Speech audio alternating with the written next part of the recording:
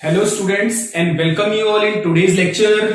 हम लोग स्टडी कर रहे थे वाइब्रेशनल स्पेक्ट्रोस्कोपी को और हम लोगों ने इसे पिछले वाले वीडियो लेक्चर्स में स्टडी किया था about the harmonic oscillator and enharmonic oscillator.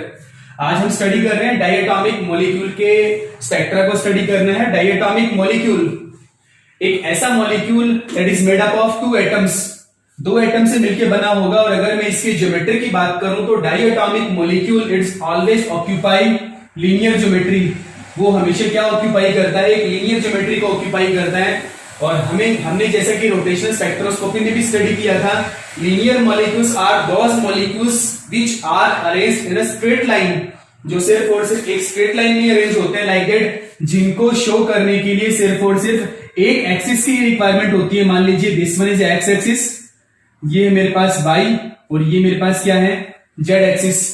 मैं कंसिडर कर रहा हूं एक्सियल मॉलिक्यूल को, this one is a diatomic molecule. इसको रिप्रेजेंट करने के लिए सिर्फ एक ही एक्सिस की रिक्वायरमेंट है। मैं बात कर रहा हूं हाइड्रोजन, हालांकि हाइड्रोजन जो है वो वाइब्रेशनल स्पेक्ट्रा शो नहीं करेगा, but this one is an example of linear molecule. इसको रिप्रेजेंट करने के लिए सिर्फ एक ही एक्सिस की रिक्वायरमेंट होती है, तो this one is an example of linear molecule.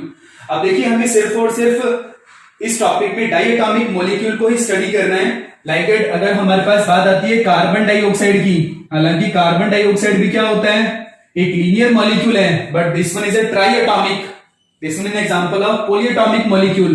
हम बात करते हैं एथिलीन मॉलिक्यूल के लिए, this one is also an example of linear molecule, but ये क्या है, एक पॉलीएटॉमिक मॉलिक्यूल का एग्जांपल होता है। तो हमें सिर्फ और सिर्फ डायटोमिक मॉलिक्यूल को ही स्टडी करना है और उसके रोटेशनल और वाइब्रेशनल मोशन को हम लोग स्टडी करेंगे इस टॉपिक में।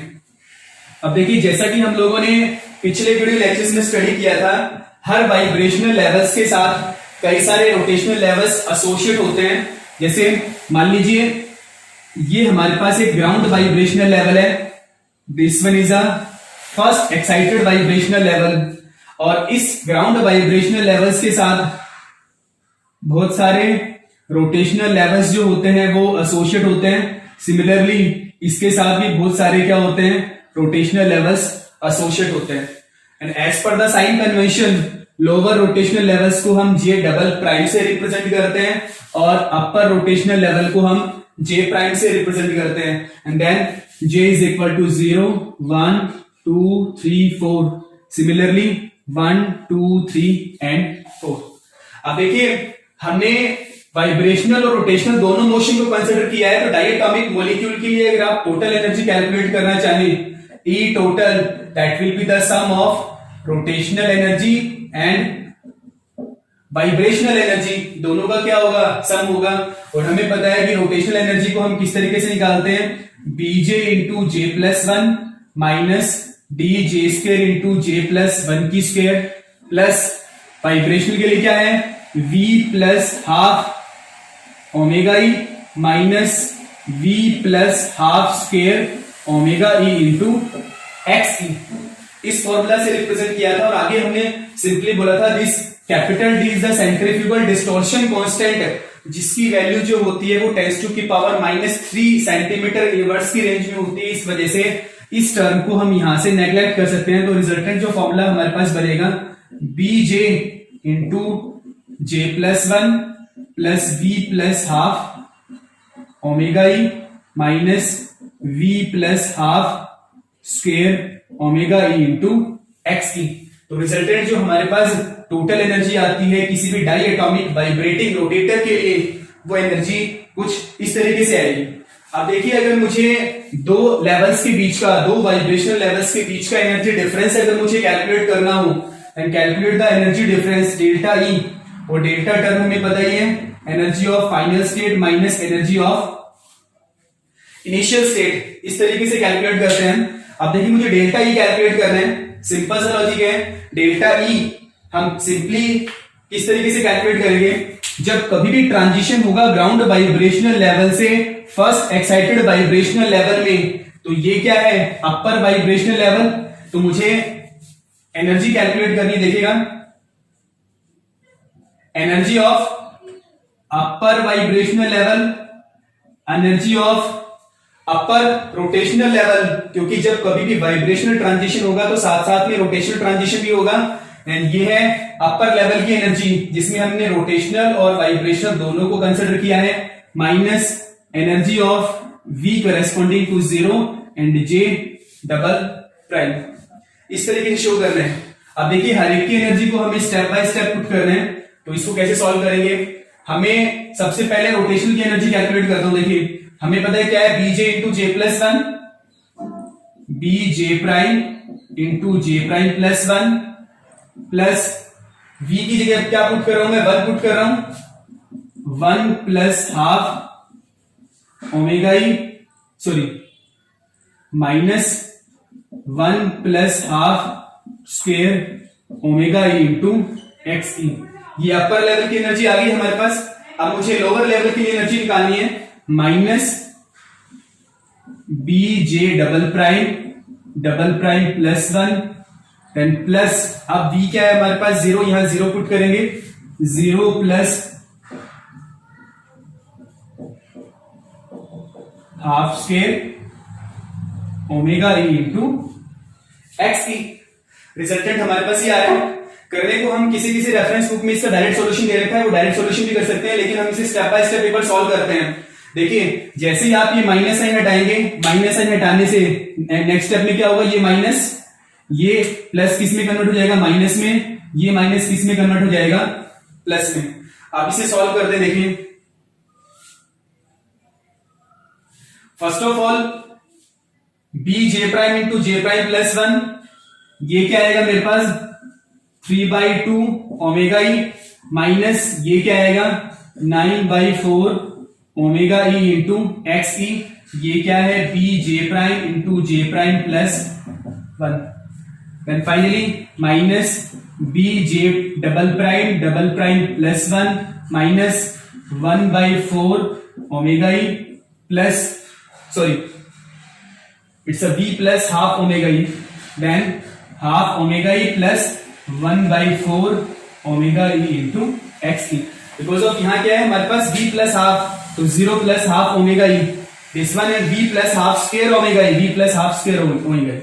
अब देखिए ओमेगा ई वाली टर्म को हम एक साथ लेते हैं, ये वाली टर्म 3/2 ओमेगा ई में से 1/2 ओमेगा ई को सब्ट्रैक्ट करेंगे तो क्या बचेगा हमारे पास, ओमेगा बार ई, देन माइनस 9/4 ओमेगा ई और 1/4 ओमेगा ई।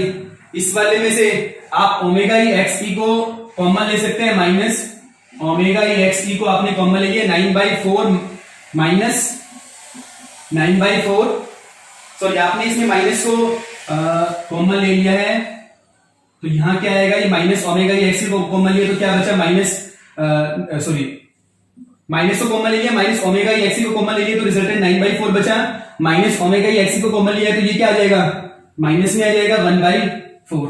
ओके, बाकी रिजल्टेंट जो हमारे पास है B J prime into J prime plus one, minus B J double prime into J double prime plus one. I hope समझ में आ रहा होगा सभी को यहां तक। अब इस वाले में देखिए 9/4 माइनस 1/4, रिजल्टेंट क्या आएगा, 2 आएगा। 2 को जब आप इधर मल्टीप्लाई करेंगे तो क्या आएगा, ओमेगा बार ई माइनस 2 ओमेगा ई एक्स ई प्लस ये वाला एज इट इज आ रहा है। इस वाले में मैं b को कॉमन ले सकता हूं, b, then j prime into J prime plus one, minus J double prime plus one. अब देखिए इस वाले में आप ओमेगा ई को कॉमन लेंगे, रिजल्टेंट क्या बचेगा हमारे पास, इसको मैं ऊपर सॉल्व कर रहा हूं, यहां सॉल्व कर रहे हैं हम लोग इसको।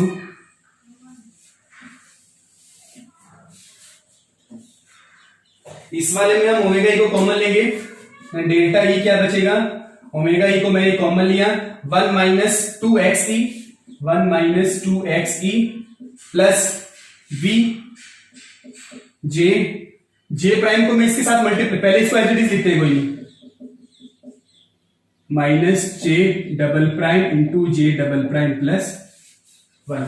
अब देखिए ये वाला जो फॉर्मूला है हमारे पास, इसको हमने पहले भी पढ़ा है पिछले वाले वीडियो लेक्चर्स में, this one is known as a fundamental transition. इसको मैं रिप्लेस कर रहा हूं ओमेगा नॉट बार से, इस पूरे के पूरे फॉर्मूला को मैं रिप्लेस कर रहा हूं omega naught bar, this one is a fundamental transition. आगे वाला सॉल्व करते हैं प्लस बी।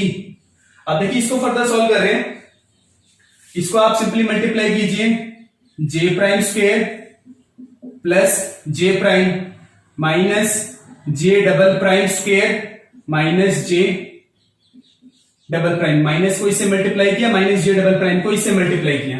अब देखिए स्क्वायर वाले टर्म को हम एक साथ ले सकते हैं, omega naught plus B then J prime square minus J double prime square plus J prime minus जे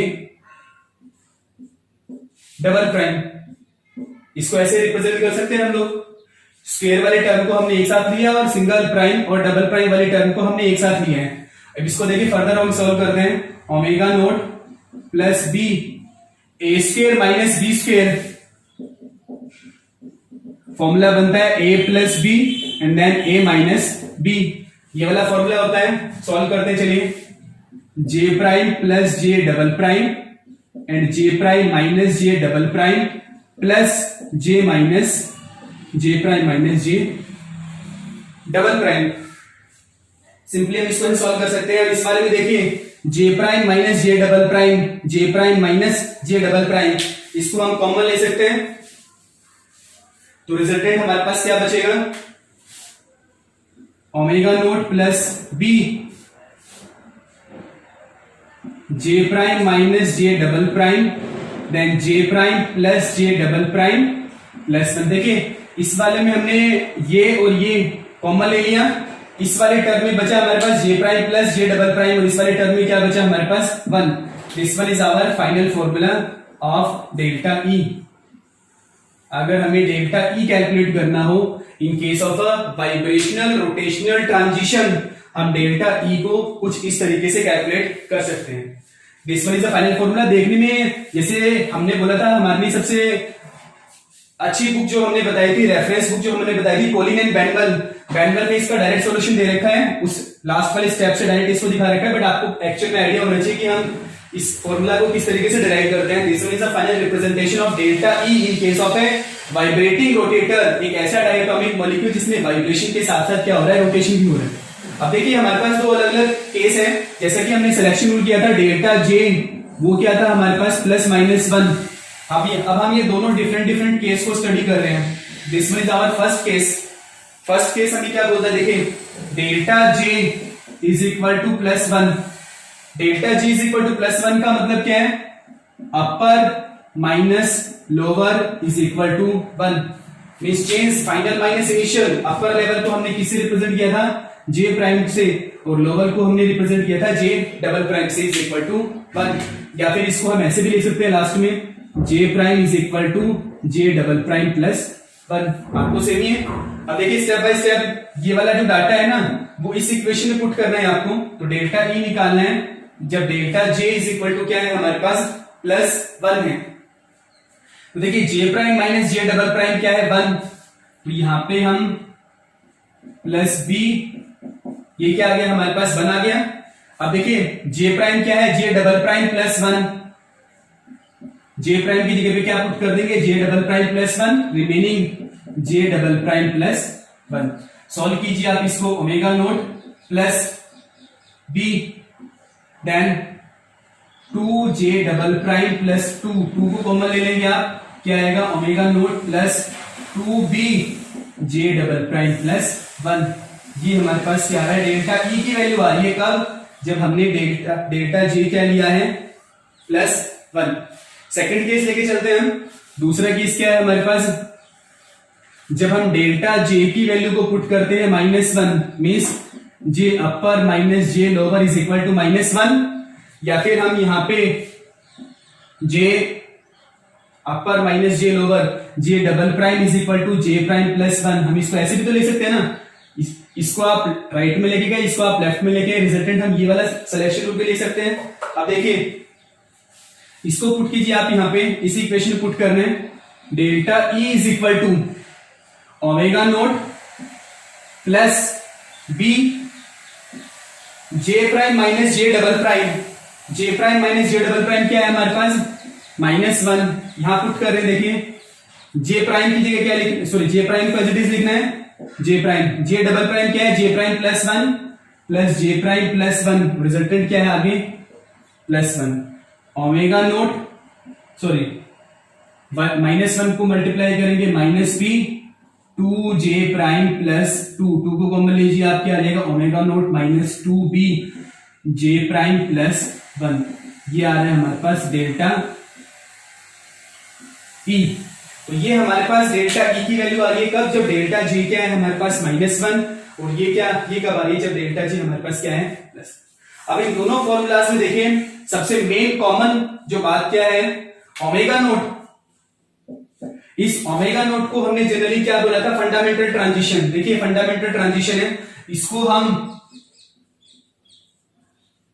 बैंड ओरिजिन और बैंड सेंटर भी बोल सकते हैं। किसी भी स्पेक्ट्रल लाइंस का जो सेंटर पॉइंट होता है ना वो ओमेगा नोट होता है, ओमेगा नोट बार, इसे हमने जनरली रिप्रेजेंट किया है बैंड ओरिजिन या फिर बैंड सेंटर के साथ। अब देखिए मेन टर्म क्या है ओमेगा नोट बार, इसमें से ये वाली क्वांटिटी क्या हो रही है ऐड हो रही है, और सिमिलरली ये वाली क्वांटिटी क्या हो रही है सब्ट्रैक्ट हो रही है। समझने के लिए देखें अगर मैं इस पूरे के पूरे पैरामीटर को स्मॉल m रिप्रेजेंट करता हूं और इस वाले पैरामीटर को भी मैं स्मॉल m रिप्रेजेंट करता हूं, तो देखिए इस ओमेगा नोट बार में से ये m क्वांटिटी क्या हो रही है ऐड हो रही है और सेम m क्वांटिटी क्या हो रही है सब्ट्रैक्ट हो रही है। इसको हम कैसे समझ सकते हैं, इसको चलिए पहले मैं यहां रिप्रेजेंट कर रहा हूं, इसको हम देखिए कैसे समझ सकते हैं। मान लीजिए मेरे पास कोई भी स्पेक्ट्रा है और ये क्या है बैंड ओरिजिन ओमेगा नोट, मैं जनरली इसे एक पीक से रिप्रेजेंट कर देता हूं, लेकिन हालांकि ओमेगा नोट की करेस्पॉन्डेंस कभी भी पीक नहीं आती, लेकिन मैं जनरली एक बार समझाने के लिए यहां रिप्रेजेंट कर रहा हूं आपको, अदरवाइज ओमेगा नोट की करेस्पॉन्डेंस कभी भी पीक नहीं आएगी। तो देखिए इसमें क्या ऐड हो रहा है कुछ क्वांटिटी है ऐड हो रही है मींस, और इस वाले में इधर क्या हो रहा है कुछ क्वांटिटी m क्या हो रही है सब्ट्रैक्ट हो रही है। ये वाला आ रहा है हमारे पास हायर फ्रीक्वेंसी की साइड में, और ये वाला क्या आ रहा है हमारे पास लोअर फ्रीक्वेंसी की साइड में आ रहा है। मींस हमारे पास जो अलग अलग लाइंस आएंगी हायर फ्रीक्वेंसी की साइड में आएगी और लोअर फ्रीक्वेंसी की साइड में आएगी। बेसिकली इन जो अलग अलग जो स्पेक्ट्रल लाइंस हमारे पास आती है हायर फ्रीक्वेंसी की साइड में जो हमारे पास स्पेक्ट्रल लाइंस आएंगी उसे हम बोलते हैं जनरली आर ब्रांच लाइंस, और जो लोअर फ्रीक्वेंसी की टर्म में आएगी उसे हम बोलते हैं पी ब्रांच लाइंस, और इसकी करेस्पॉन्डेंस जो होता है उसे हम बोलते हैं Q lines, these are the Q branch. देखिए अलग अलग स्पेक्ट्रल लाइंस आती है हमारे पास। अब देखिए इसको और फर्दर हम कैसे समझ सकते हैं, ये हमारे पास फाइनल फॉर्मूला है।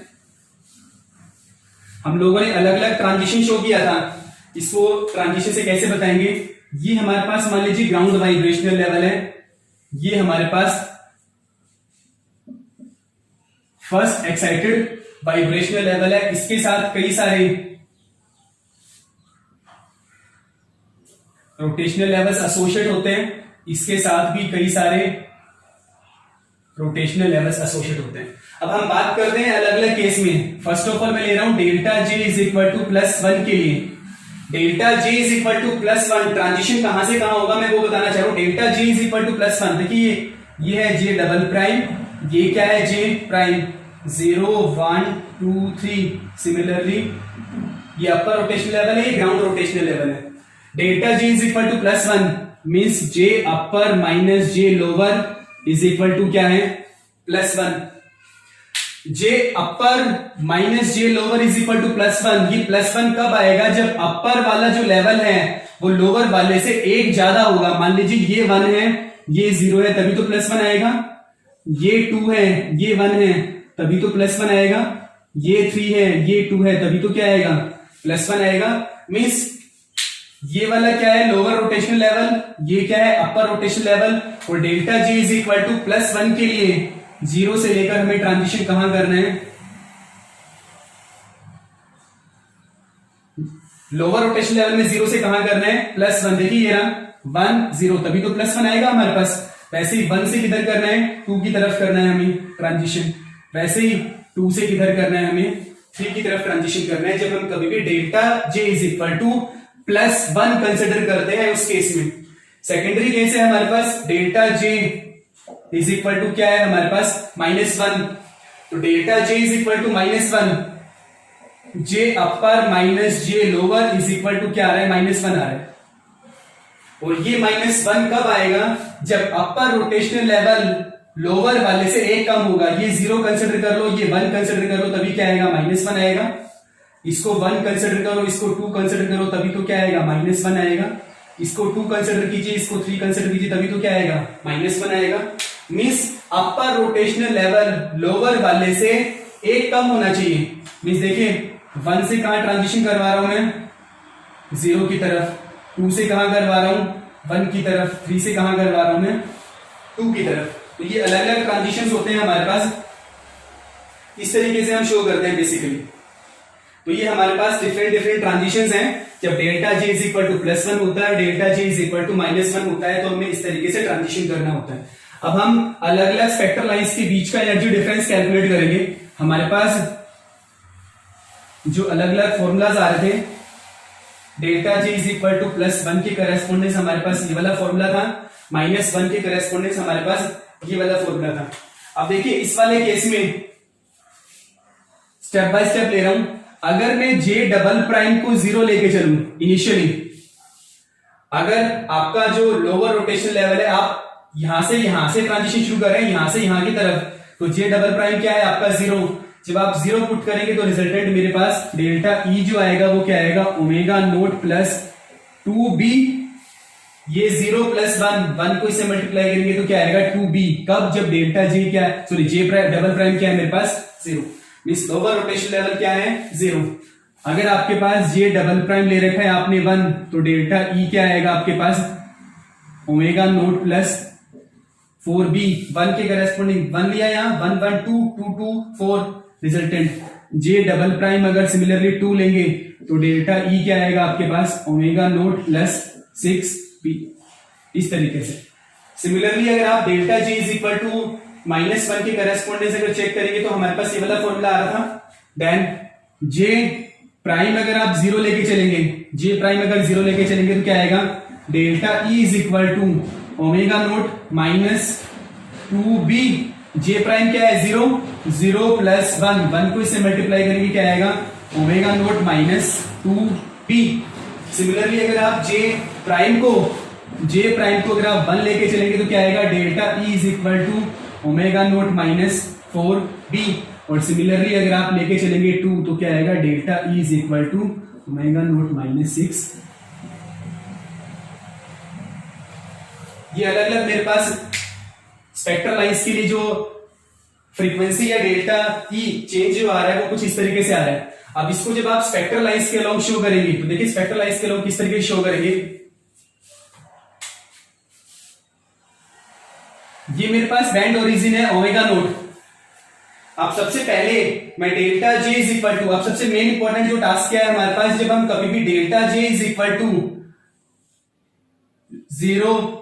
Delta J is equal to +1 लेते हैं, -1 लेते हैं, कई केस में हम लोगों ने 2 भी लिया है, 3 भी लिया है, उसकी करेस्पॉन्डेंस देखिए अलग अलग क्या सिचुएशन आती है। हम -2 ले सकते हैं, -1 0 +1 and +2।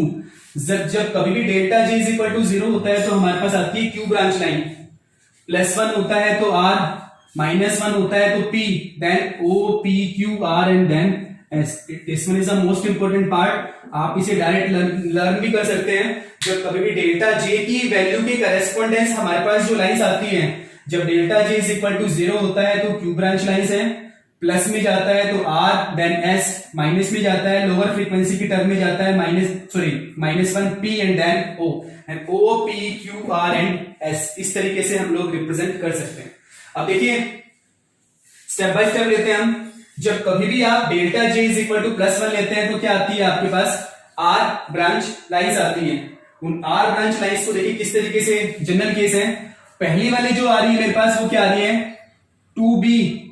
Omega naught band origin से कितना आ रहा है, 2b डिस्टेंस पे आ रहा है। मींस ये कितना आ रहा है, पहली स्पेक्ट्रल लाइंस कितनी आ रही है हमारे पास, 2b डिस्टेंस पे आ रही है। नेक्स्ट वाली क्या आ रही है, ओरिजिन से 4b, ओरिजिन से 4b आ रही है। ओरिजिन से कितना आ रहा है, 6b।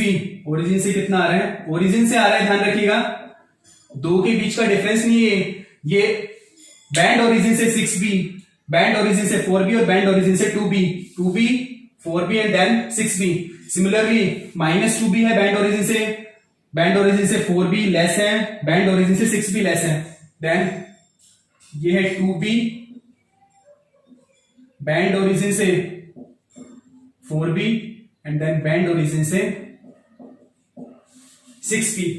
और जनरली हमसे पूछे कि फर्स्ट p और r ब्रांच के बीच का डिफरेंस क्या आएगा, फर्स्ट p और r ब्रांच, ये देखिए ये जनरली सारी की सारी होती है, these are the r branch lines, r branch, और ये सारी की सारी क्या होती है हमारे पास, these are the p branch.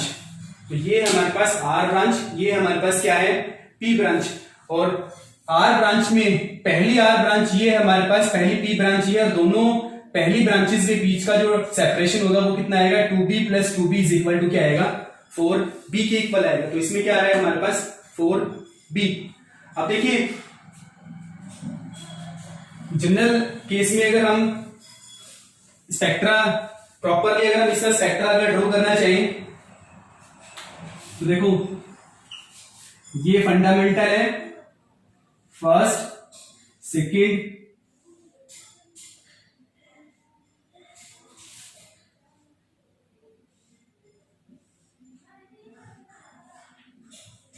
Intensity का हमें पता ही है, up to a level intensity increase होती है, उसके बाद डिक्रीज होती है, up to a level intensity increase होती है, उसके बाद डिक्रीज होती है। हम लोगों ने रोटेशनल स्पेक्ट्रोस्कोपी में भी स्टडी किया था।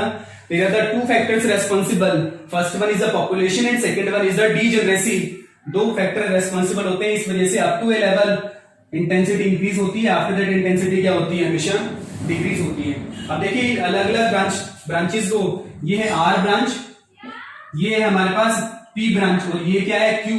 फर्स्ट वाले को हम बोलते हैं R0, R1, R2, R3, R4, ये हमारे पास sorry P1, P2, P3, P4, P5। अब देखिए इसमें मेन ध्यान देने वाली बात क्या है, इसमें मेन ध्यान देने वाली बात यह है कि मैंने R ब्रांच लाइन में सबसे पहला जो सिंबल लिया है वो R0, R0 लिया है, इसमें क्या लिया है 1 लिया है। इसके पीछे भी एक सिंपल सा कॉन्सेप्ट काम करता है, R0 जो ये नंबर है ना, आप सिंपली बस ये याद रखिए जो नंबर है जो हमने सबस्क्रिप्ट में ले रखे हैं ये लोअर रोटेशन लेवल के ट्रांजिशन लाइन को रिप्रेजेंट कर रहे हैं। देखिए R ब्रांच लाइन हमने 0 से 1 की तरफ ट्रांजिशन किया था, अगर आपको ध्यान हो इसे पिछले वाले टॉपिक में किया था, अभी हम लोगों ने ट्रांजिशन 0 से 1 की तरफ किया था, तो लोअर लेवल क्या था हमारा 0, उसके बाद हमने 1 से 2 की तरफ किया था, 2 से 3 की तरफ किया था, तो ये ओरिजिन को रिप्रेजेंट करता है।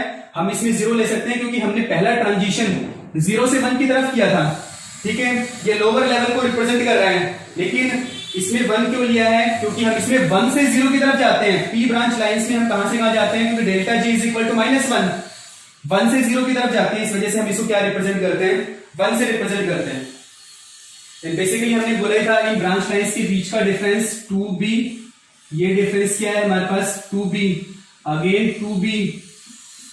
तो अगर हम किसी भी दो स्पेक्ट्रल लाइंस के बीच का डिफरेंस अगर कैलकुलेट करना चाहिए, देखिए जैसा कि हमें दिख रहा है omega naught plus 2b, omega naught plus 4b, difference कितना आ रहा है 2b का डिफरेंस आ रहा है, इसमें भी कितने का डिफरेंस आ रहा है 2b का डिफरेंस आ रहा है। सिमिलरली इसमें भी डिफरेंस कितना आ रहा है, मींस अगर हम बात करते हैं PQR ब्रांच, दो कॉन्सिक्यूटिव दो पास वाले R ब्रांच और P ब्रांच के बीच में, मैं बोल रहा हूं दो कॉन्सिक्यूटिव R ब्रांच, दो पास वाली R ब्रांच के बीच का जो सेपरेशन होता है वो क्या होता है 2b, और पास वाली P ब्रांच के बीच का सेपरेशन भी क्या होगा 2b।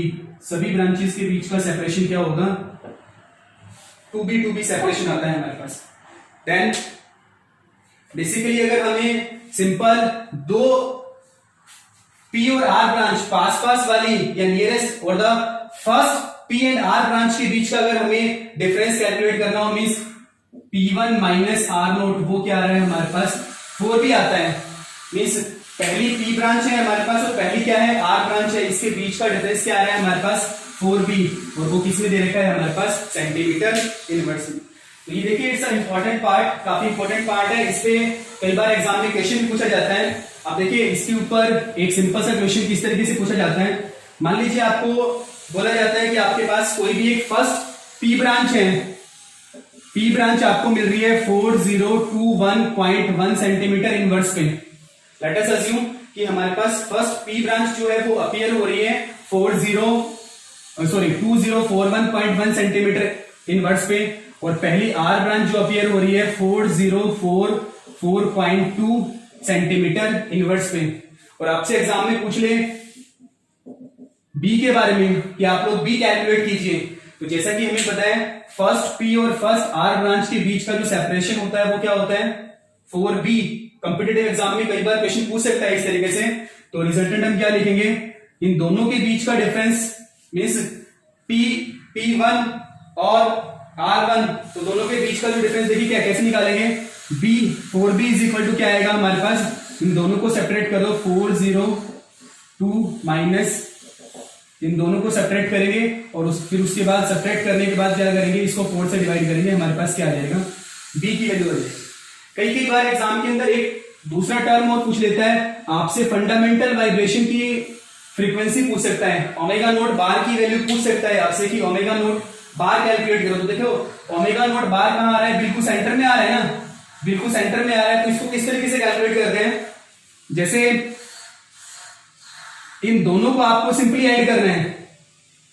देखिए दो पॉइंट्स के बीच का एवरेज निकालना है एक तरीके से, एक पॉइंट ये और मुझे यहां ये निकालना है, तो दोनों को ऐड करके आप 2 से डिवाइड करते हैं। सिमिलरली आपको इस पे अप्लाई करना है 2041.1 2044.2 डिवाइडेड बाय 2, आपको इस फॉर्मूला से कैलकुलेट करना है, आपके पास ये क्या आ जाएगा, फंडामेंटल वाइब्रेशन की फ्रीक्वेंसी आ जाएगी। तो फंडामेंटल वाइब्रेशन की फ्रीक्वेंसी को हम इस तरीके से कैलकुलेट कर सकते हैं।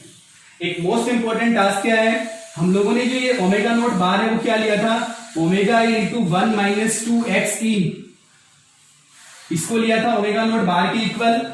xe is known as anharmonicity constant, इसकी वैल्यू कम होती है 10⁻³ सेंटीमीटर इनवर्स की रेंज में होती है, लेकिन फिर भी हमें इसको नेग्लेक्ट नहीं मानना है। इस टॉपिक के अंदर हमें xe को कभी भी नेग्लेक्ट नहीं मानना है, क्योंकि अगर हमने xe को नेग्लेक्ट माना तो ओमेगा नोट की वैल्यू थोड़ी बहुत शिफ्ट होके आएगी, और जैसे ओमेगा नोट हमारा शिफ्ट होगा तो ये हमारी जो लाइन है ना वो लेफ्ट या राइट के अंदर क्या हो जाएगी, शिफ्ट, और शिफ्ट होने की वजह से पूरा का पूरा स्पेक्ट्रा क्या होगा, चेंज हो जाएगा। इस वजह से हमें xe को इसके अंदर कभी भी नेग्लेक्ट नहीं करना है। एक अलग टाइप का एक क्वेश्चन और पूछा जाता है कई बार कॉम्पिटिटिव एग्जाम्स के अंदर। कॉम्पिटिटिव एग्जाम्स में एक क्वेश्चन और पूछ सकता है, जनरली मान लीजिए हमारे पास एक फंडामेंटल वाइब्रेशन गिवन है, मान लीजिए आपसे बोला जाता है कि फंडामेंटल वाइब्रेशन इसकी आपको फ्रीक्वेंसी दे रखी है 1001 सेंटीमीटर इनवर्स, और आपको दे रखा है फर्स्ट ओवरटोन इसकी फ्रीक्वेंसी दे रखी है आपको 3003 centimetre inverse. Let us assume आपको एग्जाम में ये गिवन है और आपको क्या निकालना है, xe निकालना है, एन हार्मोनिसिटी कांस्टेंट कैलकुलेट करना है। तो देखिए हमें पता है फंडामेंटल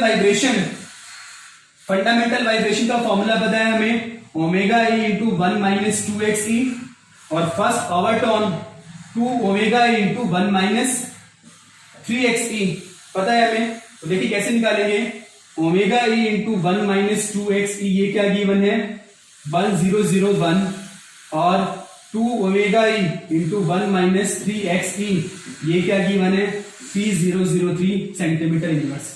इन दोनों इक्वेशंस को आपस में आप क्या कर दीजिए, डिवाइड कर दीजिए।